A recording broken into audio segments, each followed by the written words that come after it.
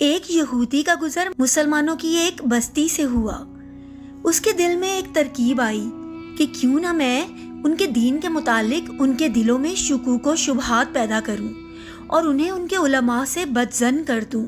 بستی میں داخل ہونے سے پہلے ہی ایک چرواہے سے اس کی ملاقات ہوئی۔ یہودی نے سوچا کہ کیوں نہ اسی جاہل سے اس کی ابتدا کی جائے اور اس چرواہے کے دل و دماغ میں اسلام کے خلاف شکوک و شبہات پیدا کیے جائیں۔ یہودی نے اس چرواہے سے ملاقات کی اور کہا کہ میں ایک مسلمان مسافر ہوں۔ باتوں ہی باتوں میں یہودی کہنے لگا کہ ہم مسلمان قرآن مجید کو یاد کرنے کے لیے کتنی مشقت اٹھاتے ہیں، جبکہ یہ قرآن 30 اجزاء پر مشتمل ہے، لیکن قرآن میں بے شمار آیات متشابہ ہیں جو ایک جیسی ہی ہیں۔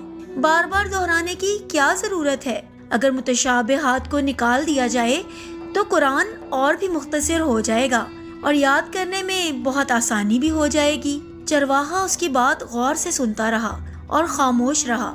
جب یہودی کی بات مکمل ہوئی تو چرواہے نے کہا کہ واہ، تمہارا خیال تو بہت اچھا ہے۔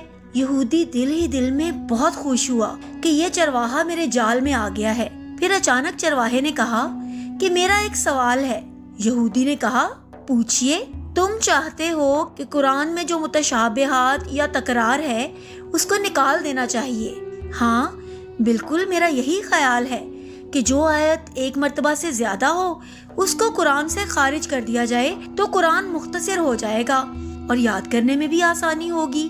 چرواہے نے کہا، مجھے ایسا لگتا ہے کہ تمہارے بدن پر بھی بعض اعضاء ایک سے زیادہ ہیں جو تکرار پیدا کر رہے ہیں جس کا کوئی فائدہ نہیں ہے۔